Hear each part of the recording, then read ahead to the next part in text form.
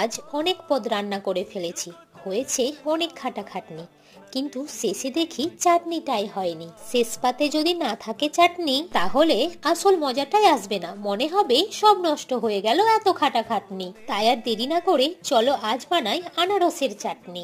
আনারসের চাটনি বানানোর জন্য আনারসটা গ্রেটারের সাহায্যে গ্রেট করে নেব। এরপর গ্রেট করে নেওয়া আনারসটা কড়াইয়ের মধ্যে দিয়ে 1 বাটি জল আর পরিমাণ মতো নুন দিয়ে ঢাকা দিয়ে হতে দেব 5 থেকে 7 মিনিট।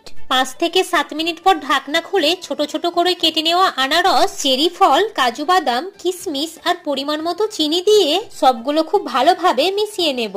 এবার 5 থেকে 7 মিনিট পর যখন চাটনিটা হয়ে আসবে তখন গ্যাসটা অফ করে নামিয়ে নেব। ব্যাস রেডি হয়ে গেল আনারসের চাটনি। একটু হবে খাটাখাটনি, কিন্তু দারুণ টেস্ট, অসাধারণ খেতে এই আনারসের চাটনি। তাই তো বলি আমার সাথে সাথে তোমরাও শেষ পাতে রাখো আনারসের চাটনি।